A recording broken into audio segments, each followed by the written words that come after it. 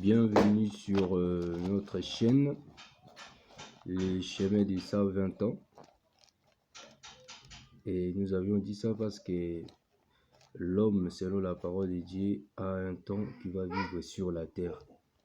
Après ces temps, il va rendre l'âme et sa chair va devenir poussière, comme cela est écrit.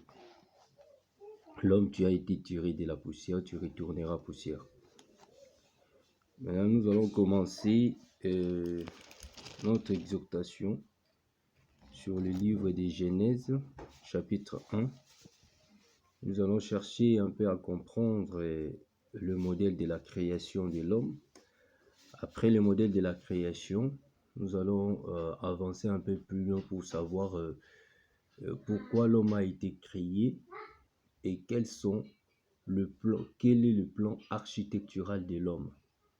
Alors, si on sait que le pourquoi de la création de l'homme, on saura aussi comment faire pour pouvoir faire récupérer cette position de la création, ce plan de la création dans notre vie.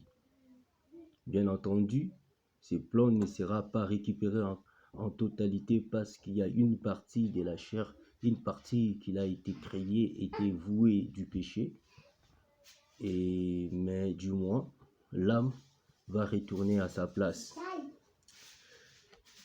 Nous allons lire le livre de Genèse chapitre 1,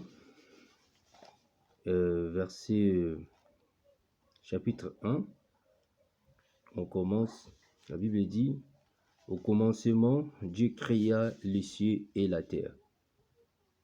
Verset 2, la terre était en forme et vide. Il y avait des ténèbres à la surface de l'abîme. Et l'Esprit de Dieu se mouvait au-dessus des eaux. Dieu dit que la lumière soit, et la lumière fut. Dieu vit que la lumière était bonne, et Dieu sépara la lumière d'avec les ténèbres. Dieu appela la lumière jour, et il appela les ténèbres nuit. Ainsi il y eut un soir, il y eut un matin, ce fut le premier jour. Donc, Dieu créé au commencement, il a créé le ciel et la terre. Bon, on va aller petit à petit. La Bible dit, la terre était en forme et vide. Bon, on dit que la terre était.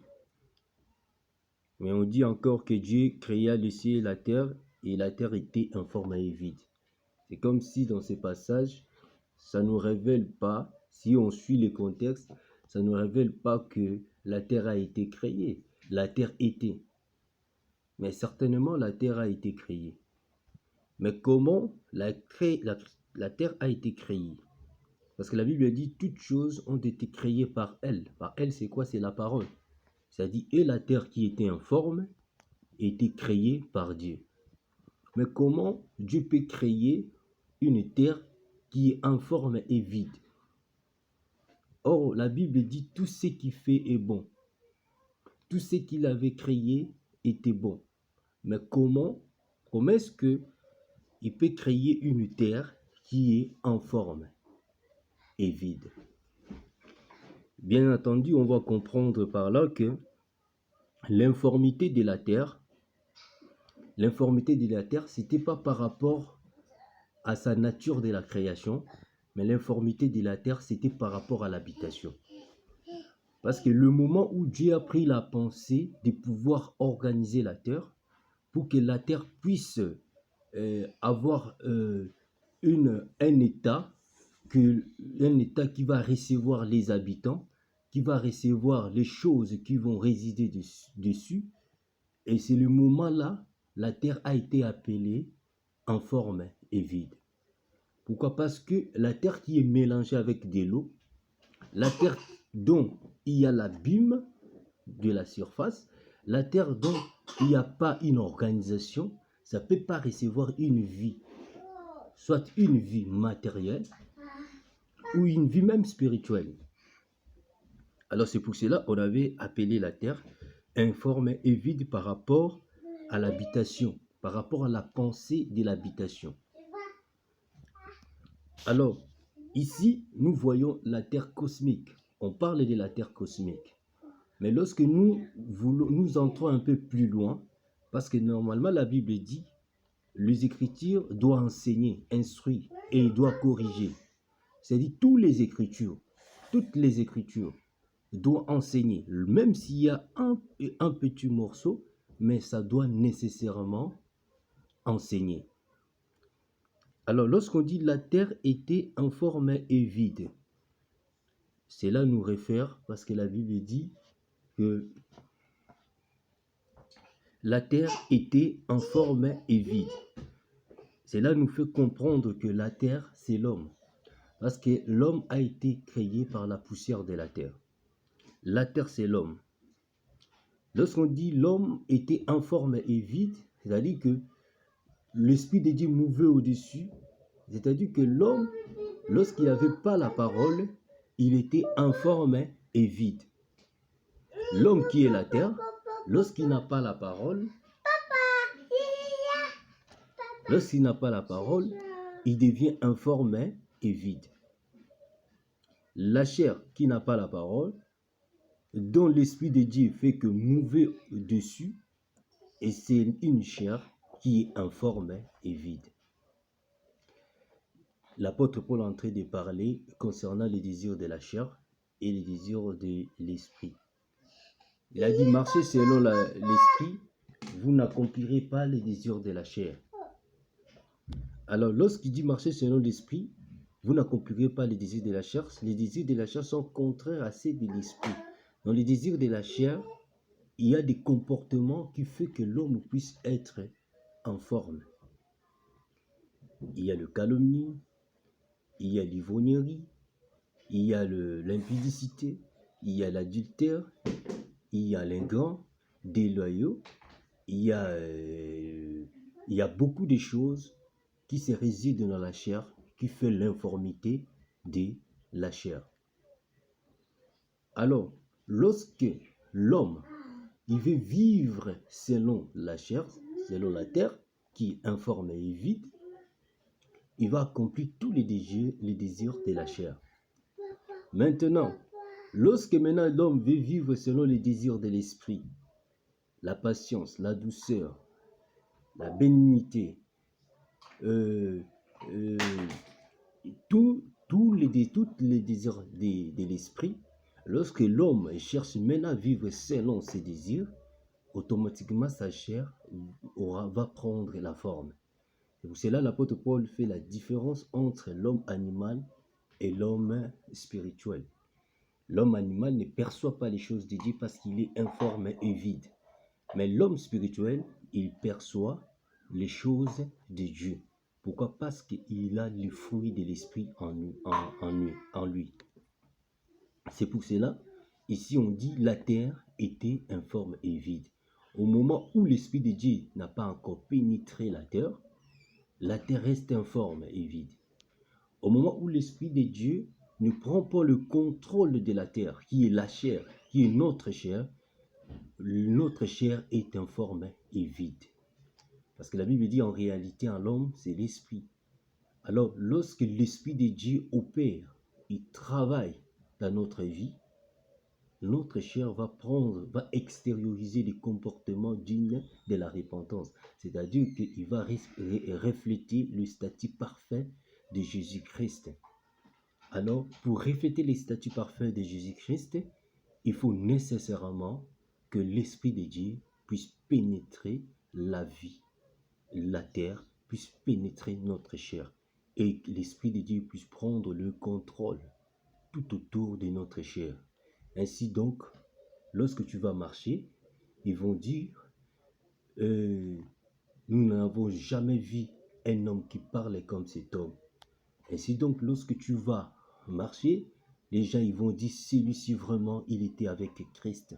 Même si tu nies que tu étais avec Christ, les gens ils diront, réellement, c'est lui, il était avec Christ.